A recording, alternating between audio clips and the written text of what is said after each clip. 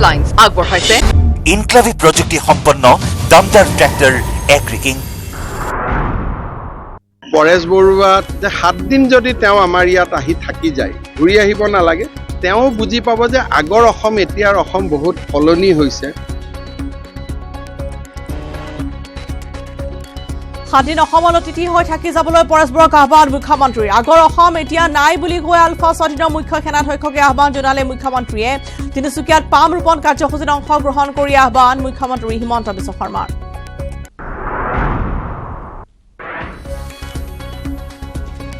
মণিপুৰ কাণ্ডক লৈ সংসদত অনাস্থা প্ৰস্তাৱৰ আলোচনা অব্যাহত লোকসভাৰ বিৰোধীৰ উপ দলপতি গৌৰৱ গগৈ উত্থাপন কৰে অনাস্থা প্ৰস্তাৱ আজি সংসদত ভাষণ দিব কংগ্ৰেছ নেতা ৰাহুল গান্ধীয়ে 10 আগষ্টত অনাস্থা প্ৰস্তাৱৰ উত্তৰ দিব প্ৰধানমন্ত্ৰী মোদীয়ে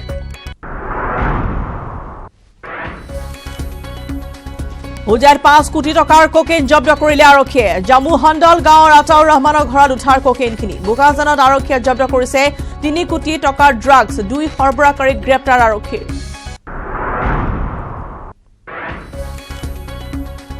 28% পৰ্যন্ত বাঢ়িল নিৰামিষ ভাত সাজৰ দাম ৰাজ্যজুৰি অনশন সদৌ ছাত্ৰ সন্থাৰ কামৰূপ মহানগৰৰ আয়ুক্ত কাৰ্যালয়ত তৃণমূল কংগ্ৰেছৰ প্ৰতিবাদ ঠায়ে ঠায়ে প্ৰতিবাদ সাব্যস্ত কংগ্ৰেছৰ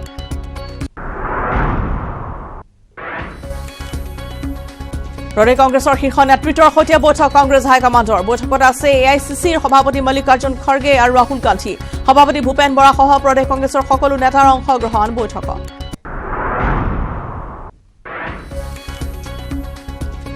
গুৱাহাটী মহানগৰীৰ সম্প্ৰসাৰণ লখিমপুৰৰ নকল সোণ জাল নোটৰ ঘাটি দক্ষিণ গাঁৱত নকল নোট নকল সোণ আৰু টকা বনোৱা মেচিন জব্দ 3 দিনত মহানগৰীত 15 লক্ষাধিক নকল নোট জব্দ কৰাৰ লগতে গ্ৰেপ্তাৰ হৈছে 6 জন ধৃত আটাইকেইজনৰ ঘৰ লখিমপুৰত নিউজ হেডলাইন্স আগবঢ়াইছে ইনক্লাভি প্ৰযুক্তি সম্পন্ন দামদাৰ ট্ৰেক্টৰ এগ্ৰিকিং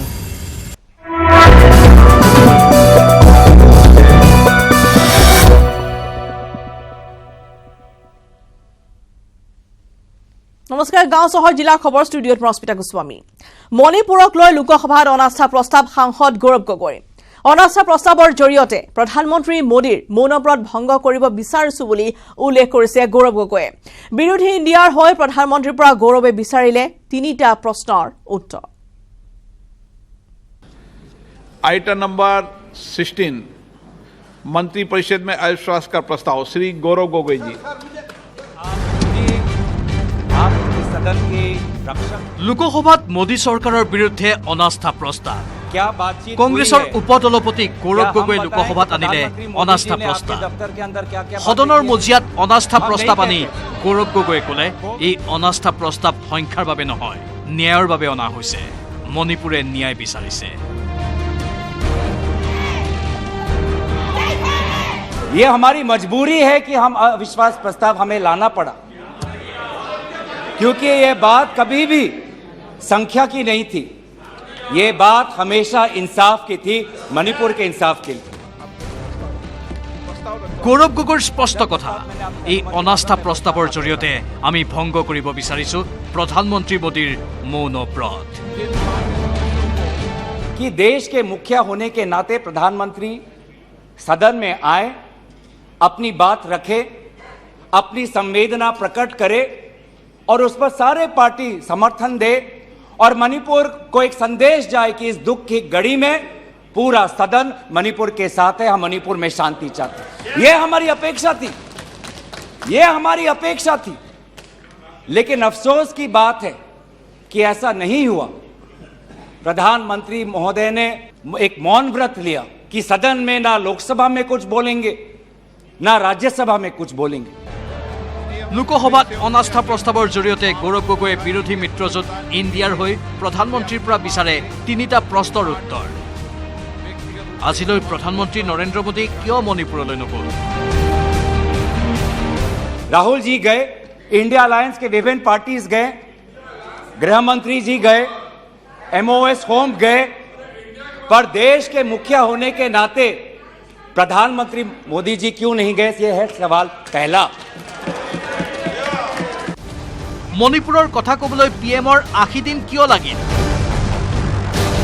सवाल दूसरा कि लगभग 80 दिन क्यों लगे प्रधानमंत्री मोदी जी को मणिपुर पे कुछ बोलने के लिए और जब बोले तो सिर्फ 30 सेकंड के लिए बोले।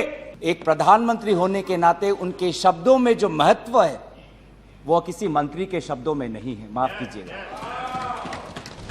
प्रधानमंत्री मणिपुर मुख्यमंत्री क्यों बर्खास्त करा नाय? सवाल हमारा तीसरा कि प्रधानमंत्री जी ने आज तक मणिपुर के मुख्यमंत्री को बर्खास्त क्यों नहीं किया? অনাস্থা প্ৰস্তাৱৰ বক্তব্যতে গৌৰৱ গগৈৰ চৰকাৰৰ বিৰুদ্ধে অভিযোগ, এখন ভাৰতৰ কথা কোৱা চৰকাৰে দুখন মণিপুৰ কৰি দিলে। अफसोस की बात है सर कि जो सरकार एक इंडिया की बात करती है, आज उन्होंने 2 मणिपुर आपने बना दिए हैं। आपके राजनीति से 2 मणिपुर आज बन गए।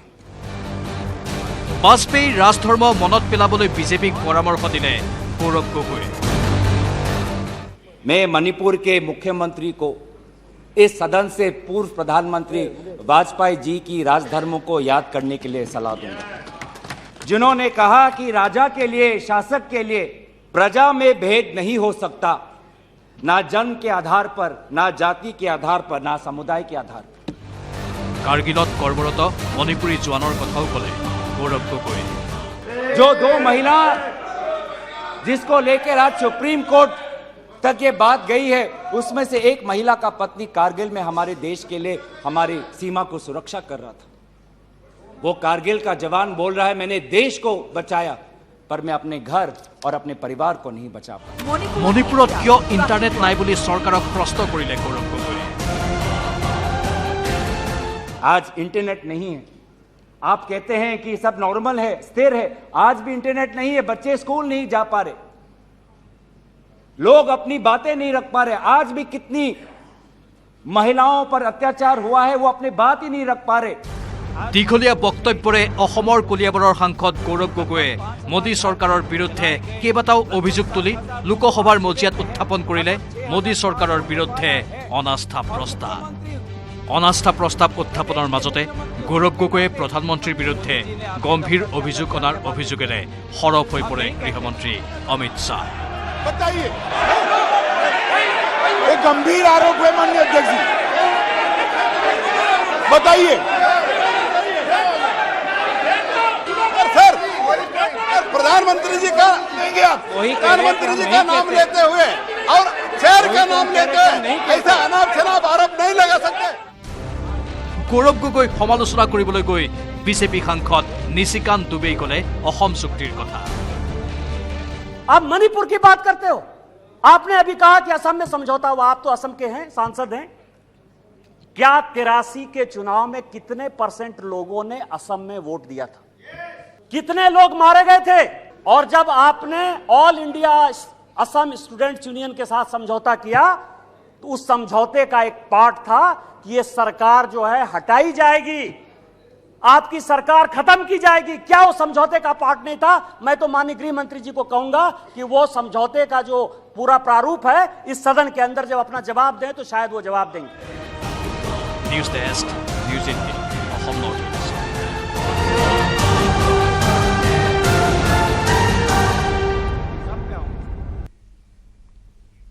ফালে পৰেশ বৰুৱাক অসমলৈ আমন্ত্ৰণ জনালে মুখ্যমন্ত্ৰীয়ে।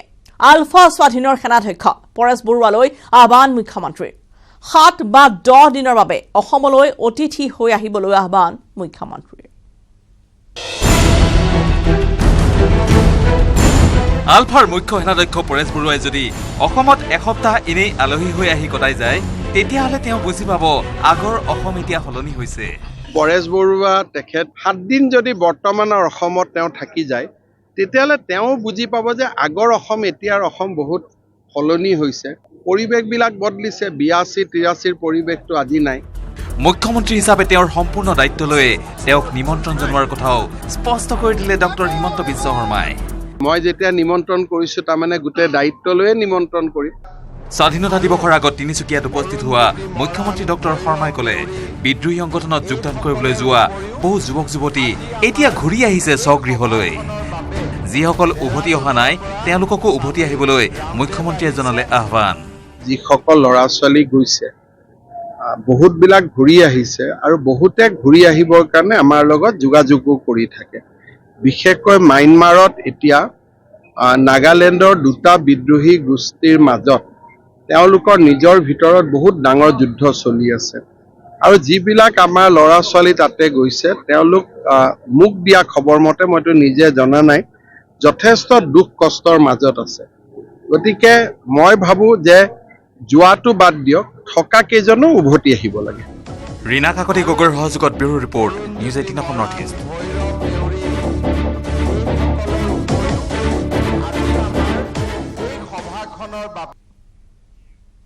ৰাহুল গান্ধীক আদালতে দুখমুক্ত কৰা নাই ৰাহুল গান্ধীক কোৰ্ট অৰ্ডাৰ সম্পূৰ্ণকৈ ৰাজহুৱা কৰিবলৈ কংগ্ৰেছক প্ৰত্যাহ্বান জনাইছে মুখ্যমন্ত্ৰীয়ে ইফালে ৰাহুল গান্ধীৰ সাংসদ পদ ঘূৰাই পোৱাক লৈ উৎসাহী হৈ পৰিছে কংগ্ৰেছ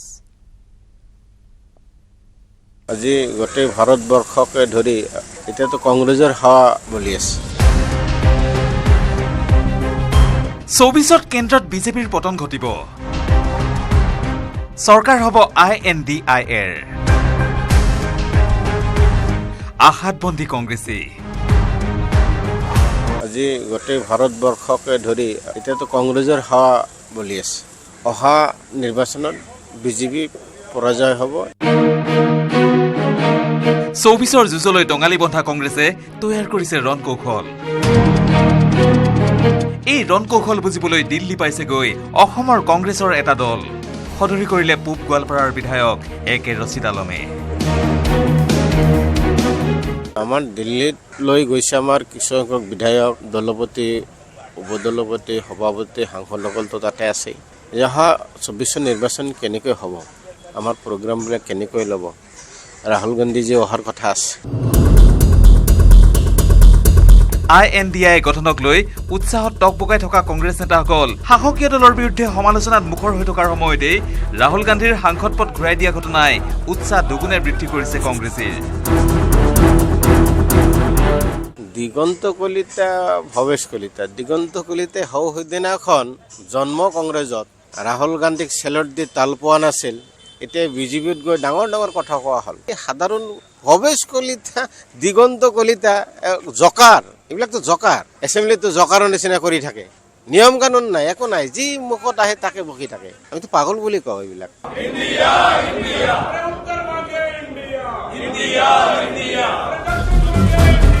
পিছে ৰাহুল গান্ধীৰ ওপৰত থকা নিষেধাজ্ঞা প্ৰত্যাহাৰৰ সন্দৰ্ভত প্ৰতিক্ৰিয়া প্ৰকাশ কৰি মুখ্যমন্ত্ৰী হিমন্ত বিশ্ব শৰ্মাই ক'লে ৰাহুল গান্ধীক আদালতে দুখমুক্ত কৰা নাই যদি সাহস আছে তেন্তে আদালতৰ অৰ্ডাৰ সম্পূৰ্ণকৈ ৰাজহুৱা কৰক কংগ্ৰেছে पैराग्राफ 8 और पैराग्राफ 12 में जो राहुल गांधी जी का बारे में बोला गया है खास करके उनका बानी और उनका व्यवहार के लिए वो वाला पैराग्राफ जनता का सामने नहीं लाया था तो मैं निवेदन करूंगा कांग्रेस को कि आपका आधिकारिक ट्विटर अकाउंट से पूरा जजमेंट आप प्रकाश कर दीजिए तब लोगों को मालूम होगा कि राहुल गांधी को क्लीन चिट मिला है या नहीं मिला है ইফালে বিজেপিক ৰুধিবলৈ বিৰোধীয়ে উমৈহতীয়াভাৱে INDI গঠন কৰিছে যদিও INDIৰ মাজত থকা দ্বন্দ্ব কাজিয়াক লৈ মঙলবাৰে লোকসভাতো সমালোচনাত মুখৰ হৈ পৰিল শাসকীয় দলৰ সাংসদ सर हम तो राहुल गांधी जी के भाषण सुनने के लिए हम उत्सुक है सर हम उत्सुक है राहुल गांधी का राहुल क्या हो गया ऐसे क्या एकदम सुबह सर 11:55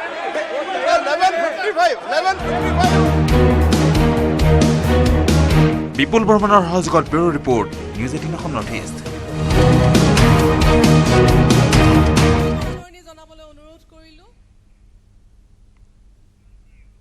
ফলে অত্যাৱশ্যকীয় সামগ্ৰীৰ মূল্য বৃদ্ধিৰ বিৰুদ্ধে ৰাজ্যত প্ৰতিবাদ ৰাজ্যজুৰি আছুৱে অনশন কাৰ্যসূচী গ্ৰহণ কৰাৰ সমান্তৰালকৈ ডিঙিতে পাচলিৰ মালা পিন্ধি গুৱাহাটীত প্ৰতিবাদ তৃণমূল কংগ্ৰেছৰ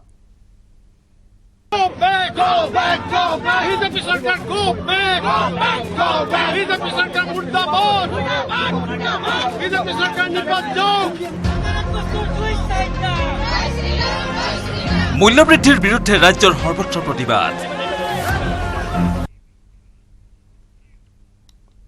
আৰু এক ব্ৰেকিং নিউজ আহি পৰিছে AICCৰ মুখ্য কাৰ্যালয়ত কংগ্ৰেছৰ বৈঠক ইতিমধ্যে আৰম্ভ হৈছে অসম কংগ্ৰেছৰ শীৰ্ষ নেতৃত্বক বহুৱাই লৈ এই বৈঠকত AICCৰ সভাপতি মল্লিকাৰ্জুন খৰ্গে উপস্থিত হৈছে ৰাহুল গান্ধীয়ে ল'ব প্ৰদেশ কংগ্ৰেছৰ কামৰ খতিয়ান বৈঠকত উপস্থিত ভূপেন বৰাসহ 3 কাৰ্যকৰী সভাপতি বৈঠকত APCCৰ 4 গৰাকীকো উপসভাপতি 4 গৰাকীকো সাধাৰণ সম্পাদক উপস্থিত অসমৰ 11 বিৰোধী দলৰ ইণ্ডিয়াত অন্তৰ্ভুক্তি লৈ আলোচনা অনুষ্ঠিত হয় আমাৰ AICCত আজি আমি 18তম ৰাজ্য যিখন ৰাজ্যৰ লগত কেন্দ্ৰীয় নেতৃবৰ্গই আগন্তুক লোকসভা নিৰ্বাচনৰ বিষয়ে আলোচনা কৰিলে আৰু যিসমূহ ইণ্ডিয়া টিমত আছে এই ইণ্ডিয়া টিমৰ সকলো দলৰ লগত মিলিজুলি আগন্তুক সময়ত নিৰ্বাচনত বিজেপিৰ বিৰুদ্ধে যুঁজ দিয়া হ'ব আৰু এই ক্ষেত্ৰত অসমতো আপোনালোকে জানে ৰাষ্ট্ৰীয় দল 9টা আমাৰ লগত ইতিমধ্যে সামিল হৈছিল আৰু বাকি আঞ্চলিক দল 3টা আছে আমি সকলোৱে মিলি বিজেপিৰ বিৰুদ্ধে আগন্তুক সময়ত নিৰ্বাচনত অৱতীৰ্ণ হ'ম আৰু দ্বিতীয়তে অসমৰ চৰকাৰখনে অসমৰ স্বাৰ্থ বিৰোধী কাম বিভিন্ন ধৰণে কৰি আহিছে ইয়াৰ বিৰুদ্ধে ইতিমধ্যে প্ৰদেশ কংগ্ৰেছে বিভিন্ন আন্দোলন কৰি আহিছে আগন্তুক সময়ত লোকসভা নিৰ্বাচনৰ প্ৰতি লক্ষ্য ৰাখি ইয়াক আৰু তীব্ৰ কৰা হ'ব আৰু ৰাইজৰ মাজলৈ লৈ যোৱা হ'ব এই কথাখিনি আজি আলোচনা কৰা হ'ল হ'ব না और एक बात मैं बोलता हूं जो असम में जो 12 ओपोजिशन पार्टी का साथ हमारा गठबंधन चल रहा है इनमें 3 आंचलिक पार्टी लुरिन गोगोई जी का असम जातीय परिषद अखिल गोगोई जी का राइजर दल और अजित भैया जी का नेतृत्व में आंचलिक गणमंच इन तीनों दलों को इंडिया जो अलायंस बन रहा है इसमें शामिल करने के लिए हम लोग ने रिक्वेस्ट किया और AICC जरूर इस हमारा जो निवेदन है इस निवेदन को सीरियसली लेगा बोल के हम लोग को आश्वासन दिया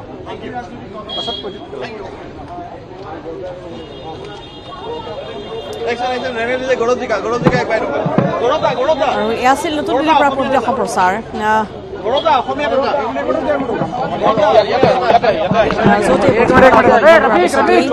मीटिंग में कहा था कि सिर्फ अमित शाह ने बोला था कि 18,000 लूटे गए और जबकि हलफनामा इन लोग खोल दिया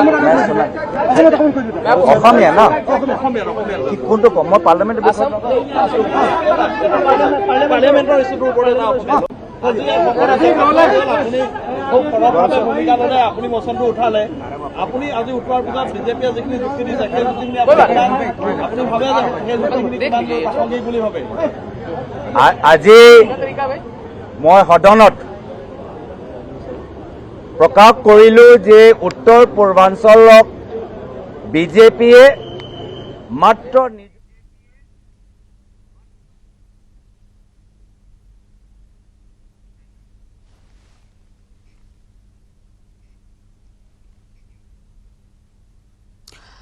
আৰু সেই আছে নতুন দিল্লীৰ পৰা পোনপটীয়া সম্প্ৰচাৰ পৰৱৰ্তী খবৰ আগবঢ়াইছো অসমত কাম কৰাৰ প্ৰতি অনিহা নে আন কিবা আশ্চৰ্যজনকভাৱে সেই প্ৰতিবেদন আমি লৈ আমাৰ এই মুহূৰ্তত মুখ্যমন্ত্ৰী ডক্টৰ হিমন্ত বিশ্ব শৰ্মাই জনতা ভৱনত সংবাদমেল সম্বোধন কৰিছে পোনপটীয়াকৈ লৈ গৈছো They also referred various so-called achievement during their tenure or during their regime, particularly in the Northeast. I'll come straightly to the state of Manipur. Why violence or ethnic conflict is going on in Manipur repeatedly? This is not for the first time Manipur has seen the ethnic conflict. The Manipur has seen killing of civilian people, police people, army personnel since last, in a way, 75 years. And primarily, if you see the data, these are data particularly available in various websites which you can cross-check. In year 1990, 300 people killed in the state of Manipur. Of course, that point of time, Congress government was in power. Subsequently, in 1993, 1,100 people were killed or died in the state of Manipur. In 1997, 400 people killed. In 2001, 95 people killed. 2003, 140 people killed. 2006, 105 people killed. 2008, 200 people killed. 2010, 220 people got killed. And 2012, 165 people got killed. I do not want to refer to the name of community. In out of this, there are many a times you will see that these are ethnic conflict, and many a times there are other kind of violent activities. And if you see that all this has happened during the Congress regime, I want to clearly state that because of the wrong policy adopted by Congress party during the formative years, today Northeastern state is not able to resolve various disputes that exist in our region from the time of we attaining the freedom. They have created a situation. They have put provision in the constitution. They have created safeguard in the constitution, either which is creating various issues, various problems among the communities, either or they have not done something which should have been done in very beginning to resolve the conflict. Today, Congress party must think and Congress party must analyze that it is because of their wrong policy and wrong approach towards the people of Northeastern region, Manipur is burning, and the sole responsibility is with the Congress, and they must also remember that during all this violent activity, none of their prime minister has visited the state of Manipur, neither they have tried to give healing touch. Neither any union home minister visited, stayed 3 nights there, neither any minister of state visited Manipur and stayed months there to resolve the issues.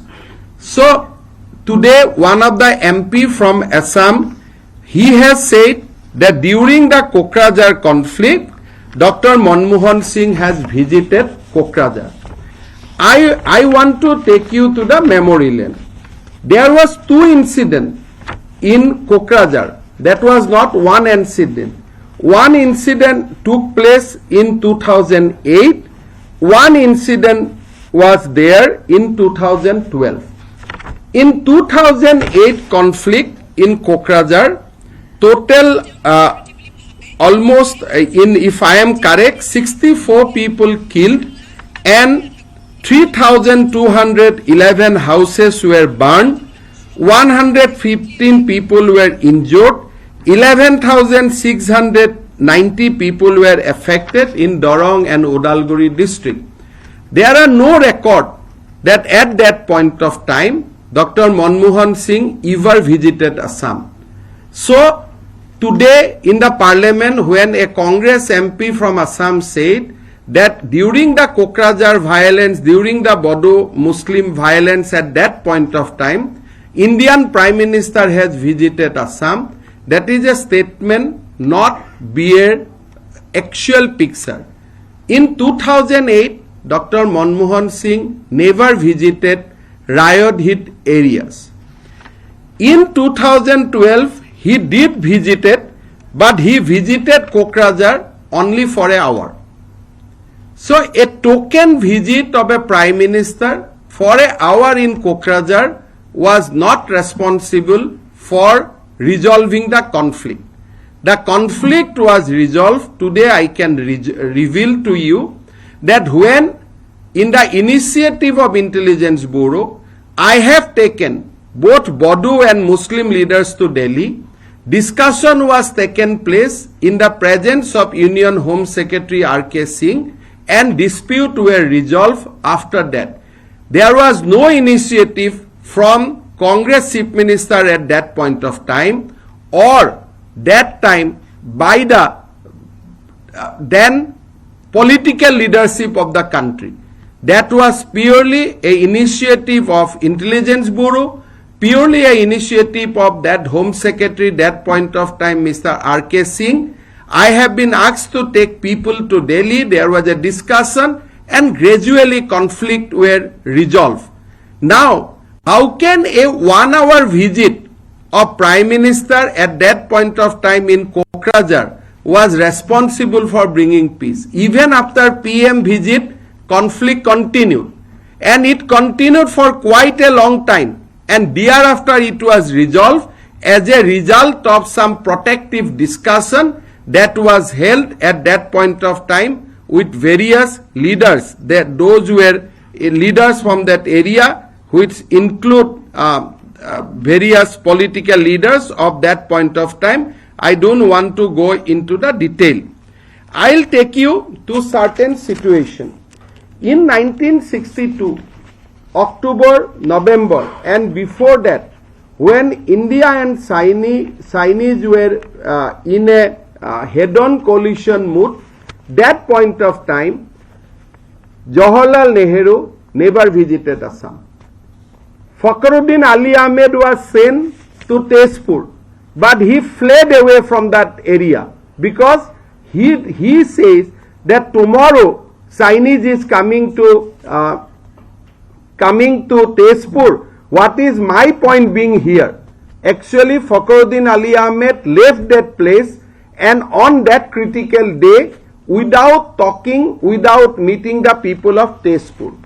I want to remind Congress party that when Mrs. Indira Gandhi visited Delhi in 1983 massacre, the New York Times reported that she was there for 5 minutes in Delhi, and when people asked, New York Times reporter at that point of time asked her that Mrs. Gandhi, will you take some responsibility? Mrs. Gandhi answered, why I should take the responsibility? It is the agitators who are responsible for this massacre.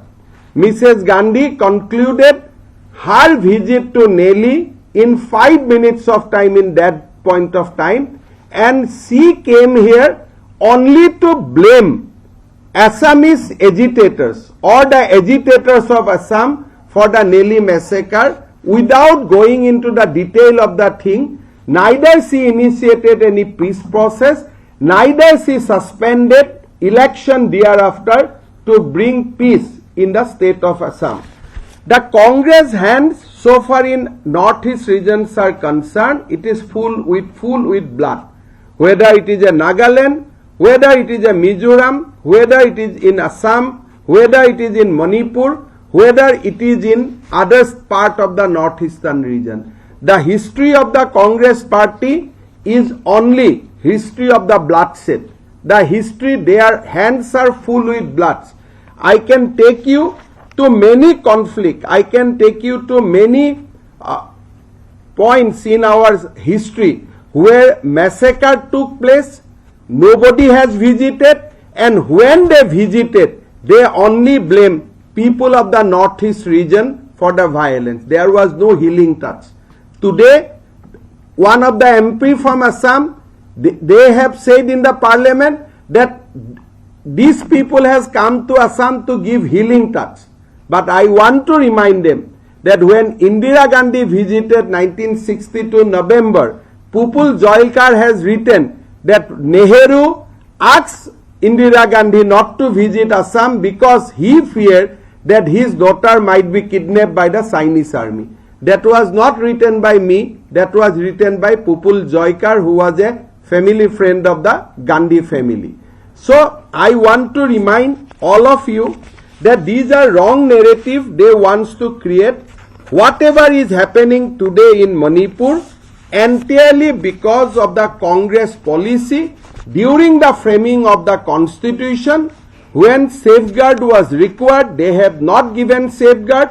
when they have given safeguards, they wanted to ensure that these safeguards lead to various kind of conflict. They said that about the border clash. During the Congress period, there was a border clash between Assam and Nagaland. There is a series of border clash. I want to ask Congress party that you have created state of Arunachal Pradesh, you have created state of Nagaland, you have created state of Mizoram, you have created state of Meghalaya. Why you have not created boundary at the time of the creation of the state? Why you have left us without demarcating the boundary properly, and today we are fighting among ourselves?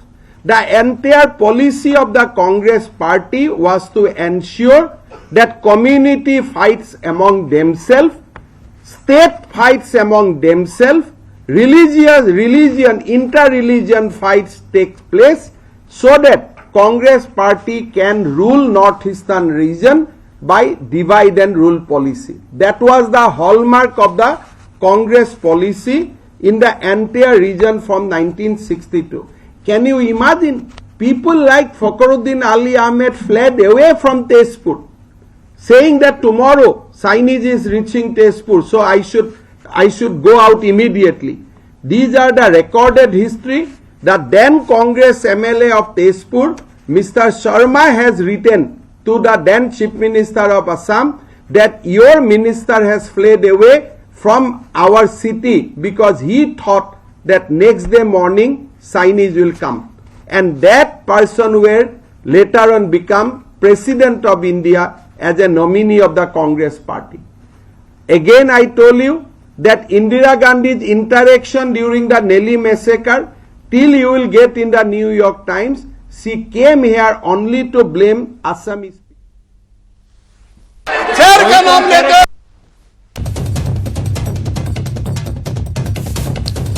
আৰু জনতা ভৱনৰ পৰা মুখ্যমন্ত্ৰীয়ে সংবাদমেল য'ত মণিপুৰক লৈ আজি যি সংসদত গৌৰৱ গগৈয়ে যি তিনিটাকৈ প্ৰশ্ন প্ৰধানমন্ত্ৰীলৈ তেওঁ উত্থাপন কৰিছিল তাৰ উত্তৰ দিবলৈ গৈ মুখ্যমন্ত্ৰীয়ে সংবাদমেল সম্বোধন কৰিছিল সমান্তৰালভাৱে তেওঁ কোকৰাঝাৰৰ যি গোষ্ঠী সংঘৰ্ষ সেই কথা কৈছে য'ত কংগ্ৰেছৰ দিনত হৈছিল বা য'ত আচলতে বৰ্তমান কংগ্ৰেছৰ ভুলৰ বাবে বা কংগ্ৰেছৰ ভুল নীতিৰ বাবে বৰ্তমান মণিপুৰ জ্বলি আছে বুলিও আজি এনেদৰে ব্যক্ত কৰিছে এই সংবাদমেলত মুখ্যমন্ত্ৰীগৰাকী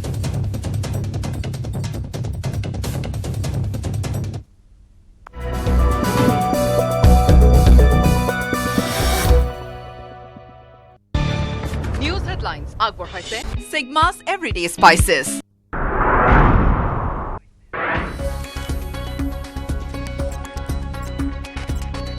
স্বাধীন অসমত অতিথি হৈ থাকি যাবলৈ পৰেশবোৰক আহ্বান মুখ্যমন্ত্ৰী আগৰ অসম এতিয়া নাই বুলি কৈ আলফা স্বাধীনৰ মুখ্য সেনাধ্যক্ষকে আহ্বান জনালে মুখ্যমন্ত্ৰীয়ে তিনিচুকীয়াত পাম ৰোপণ কাৰ্যসূচীত অংশগ্ৰহণ কৰি আহ্বান মুখ্যমন্ত্ৰী হিমন্ত বিশ্ব শৰ্মাৰ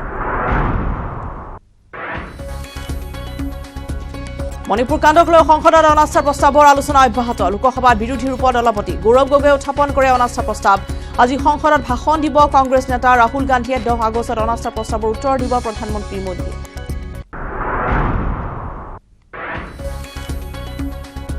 হুজাইত 5 কোটি টকাৰ কোকেইন জব্দ কৰিলে আৰক্ষীয়ে জাম্মু হণ্ডল গাঁৱৰ আতাউৰ ৰহমানৰ ঘৰত উদ্ধাৰ কোকেইনখিনি বুকাজানত আৰক্ষীয়ে জব্দ কৰিছে 3 কোটি টকাৰ ড্ৰাগছ 2 সৰবৰাহকাৰী গ্ৰেপ্তাৰ আৰক্ষীৰ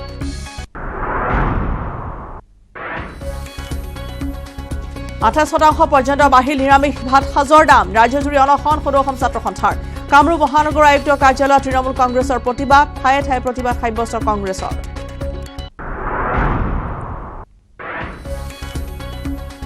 প্ৰদেশ কংগ্ৰেছৰ শীৰ্ষ নেতৃত্বৰ সৈতে বৈঠক কংগ্ৰেছ হাইকমাণ্ডৰ বৈঠকত আছে এআইচিচিৰ সভাপতি মল্লিকাৰ্জুন খৰ্গে আৰু ৰাহুল গান্ধী সভাপতি ভূপেন বৰা সহ প্ৰদেশ কংগ্ৰেছৰ সকলো নেতাৰ অংশগ্ৰহণ বৈঠকত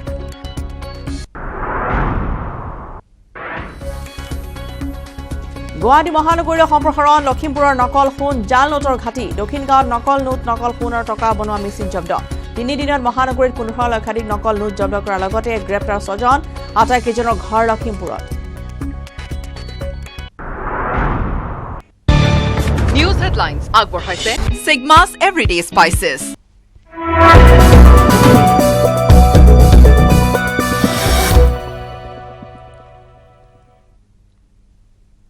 অসমত কাম কৰাৰ প্ৰতি অনীহা নে আন কিবা আশ্চৰ্যজনকভাৱে শেহতীয়াকৈ বহু IAS আৰু IPS বিষয়াই এৰিছে অসম য'ত আছে আপোনাৰ চিনাকি বহু কেইজন সুদক্ষ আৰক্ষী আৰু অসামৰিক বিষয়া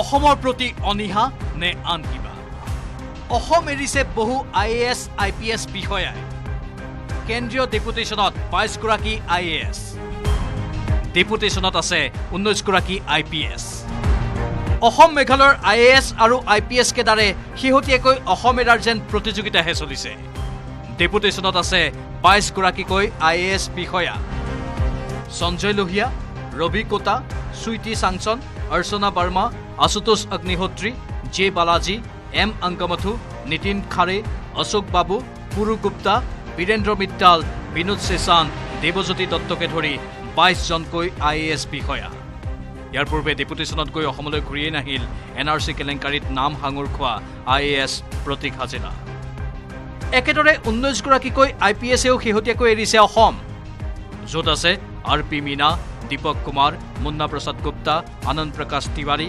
संयुक्ता पराशर अमनजीत कौर मनीष मिश्र सुभाषिनी शंकरन रमनदीप कौर शंकर ब्रत रायमेधिके धरि आपुनार चिनाकी 19 गराकीকৈ IPS বিষয়া এই 19 গৰাকীকৈ IPS বিষয়াৰ উপৰি খাকীৰ দায়িত্বৰ পৰা আঁতৰাই বৰ্তমান নিয়োগ কৰি ৰখা হৈছে IPS অংকুৰ জৈনক স্কিল ডেভেলপমেণ্ট মিছনত IPS গৌৰৱ উপাধ্যায়ক পৰিবহনত IPS শিলাদিত্য চেতিয়া গৃহ আৰু ৰাজনৈতিক সচিব হিচাপে এতিয়া কথা হ'ল অসমৰ পৰা বৃহৎ সংখ্যক IAS IPSক কেন্দ্ৰীয় ডেপুটেশ্যনত যাবলৈ অনুমতি দিয়া চৰকাৰে সুদীৰ্ঘ সময় ধৰি কিন্তু APS ACSক IPS IAS মনোনীত কৰাৰ ক্ষেত্ৰত লোৱা নাই তৎপৰতা এতিয়াও 1995ৰ বহু সুদক্ষ APS ACSক IAS IPSলৈ মনোনীত কৰাত পদক্ষেপ লোৱা নাই চৰকাৰে অথচ ডেপুটেশ্যনত যোৱা IPS IASৰ ঠাইত দায়িত্ব পালন কৰি আছে মনোনীত IPS IAS বঞ্চিত ACS APSC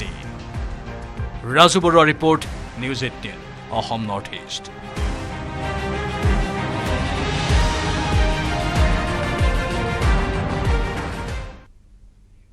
অসমত পাম অইল ৰোপণৰ বিস্তৃত কাৰ্যসূচী আৰম্ভ ধলা চৈখোৱাঘাটত বাবা ৰামদেৱৰ উপস্থিতিত মুখ্যমন্ত্ৰী উদ্বোধন কৰিলে এই কাৰ্যসূচী পাম অইলৰ জৰিয়তে অসমৰ কৃষকসকল কিদৰে লাভান্বিত হ'ব সেয়াও মুখ্যমন্ত্ৰীয়ে বৰ্ণনা কৰে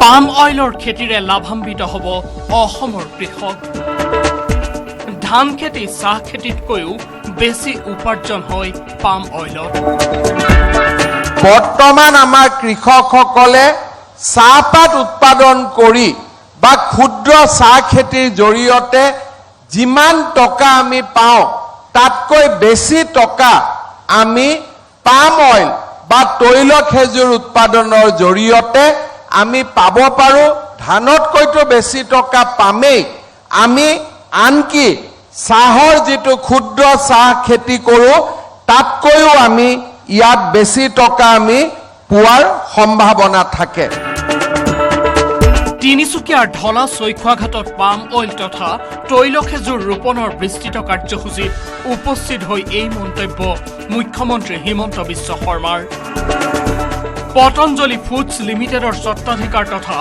যোগগুৰু ৰামদেৱৰ উপস্থিতিত চৈখোৱাঘাটত পাম অইল ৰোপণ কাৰ্যসূচীৰ উদ্বোধন মুখ্যমন্ত্ৰীৰ চৈখোৱাঘাটৰ 0 পইণ্টত থকা ভূমিত পাম অইলৰ পুলি ৰোপণ কৰি এই খেতিয়ে অসমৰ কৃষকক কিদৰে উপকৃত কৰিব তাৰো বৰ্ণনা দিলে মুখ্যমন্ত্ৰীয়ে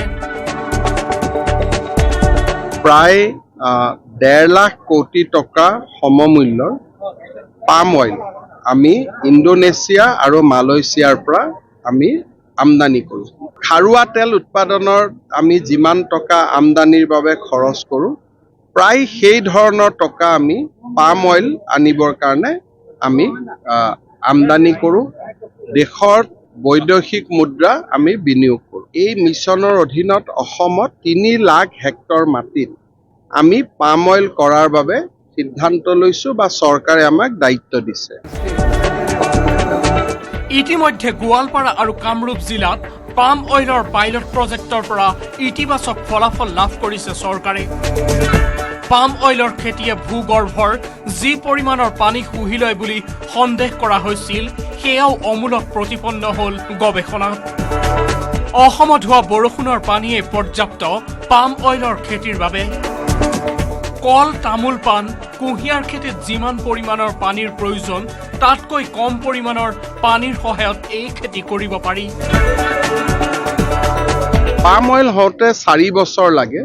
এই 4 বছৰ যাতে খেতিয়কসকলৰ মাটি অবাবত ব্যয় নহয় তাৰ বাবে উপযুক্ত আৰ্থিক সাহায্য তেওঁলোকক দিয়া হ'ব যাতে সেই সময়ছোৱাত তেওঁলোকে আন ধৰণৰ জীৱিকাত নিজক বিনিয়োগ কৰিব পাৰে। অসমৰ গোৱালপাৰা আৰু কামৰূপ জিলাত 2015 চনত আমি পাইলট প্ৰজেক্ট আৰম্ভ কৰিছিলোঁ আৰু তাৰ খেতিয়কসকল এতিয়া প্ৰচুৰ লাভৱান হৈছে। গৱেষণায়ো প্ৰমাণ কৰিছে যে আমাৰ অসমত বৰষুণৰ যিখিনি পানী সেইখিনি পানীয়ে যথেষ্ট। গতিকে মই ভাবোঁ যে আজি এটা সুন্দৰ দিনৰ আৰম্ভণি। পাম অইলৰ খেতি কৰিবলৈ পতঞ্জলীয়ে সম্পূৰ্ণৰূপে সহায় কৰিব অসমৰ খেতিয়কক। প্ৰথম অৱস্থাত বহিৰাষ্ট্ৰৰ পৰা ইয়াৰ বীজ আনি পুলি উৎপাদন কৰিব পতঞ্জলীয়ে।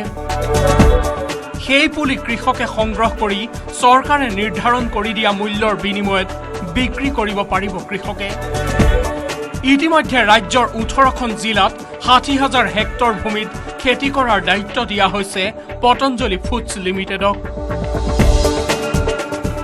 ধলা চৈখোৱাঘাটৰ পৰা ৰীনা কাকতি গগৈ আৰু Upasana Baruah Goswami, news 18 Assam north east.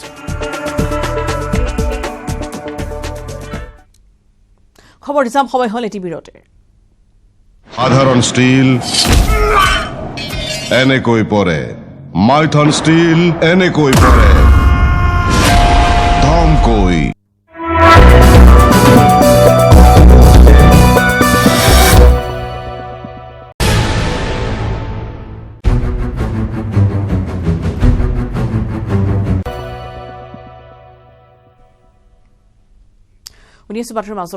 মুখ্যমন্ত্ৰীয়ে আজি গুৰুত্বপূৰ্ণ এখন সংবাদমেল সম্বোধন কৰে, য'ত মণিপুৰৰ হিংসাত্মক ঘটনাক লৈ মুখ্যমন্ত্ৰীয়ে সংবাদমেল সম্বোধন কৰা পৰিলক্ষিত হয়।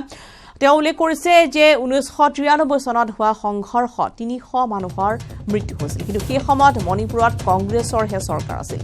কংগ্ৰেছ দলে অনুভৱ কৰাটো উচিত যে তেওঁলোকৰ ভুল আৰু মণিপুৰৰ সংঘৰ্ষৰ বাবে কংগ্ৰেছে মাত্ৰ দায়ী। Bharat Ratna to doctor Bhupen Hazarika, the present Congress President Mallikarjun Kharge has issued a statement कि गाने वाला लोगों को क्यों भारत रत्न देना चाहिए. That was a statement of present Congress President Mallikarjun Kharge that was on record. So these are the policies of the Congress party. They have deprived Gopinath Bordoloi from Bharat Ratna. They would not have given Bharat Ratna to Dr. Bhupen Hazarika also. And when Modi ji gave Bharat Ratna, Congress President Kharge has raised question and said that गाने वाला लोगों को क्यों भारत रत्न देना चाहिए. So that's their policy. So I want to tell that people of India that today Congress party is shedding crocodile tears. They have no love, they have no sympathy, they have no plan to reach out to the people of Northeastern region. If you want to ask any question, you can ask.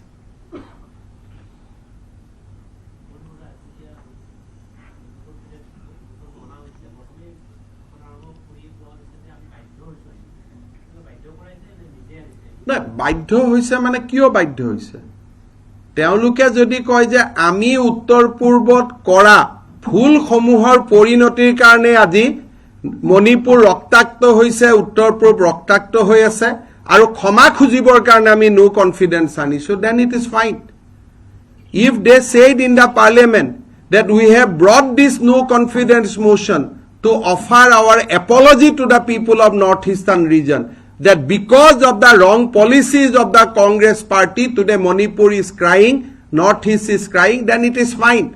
But if they want to brought that no confidence to accuse BJP has not done anything wrong. We are just trying to resolve the issues. Whatever policy, for whatever faulty policy today Manipur is crying, all these policies were created during the Congress regime. Manipur violence is now since last 3 months, right? So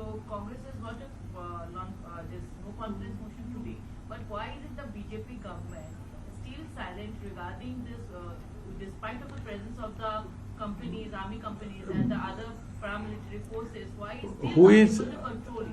Why it is not able to control it, I told you, these are the wrong policies of the Congress party.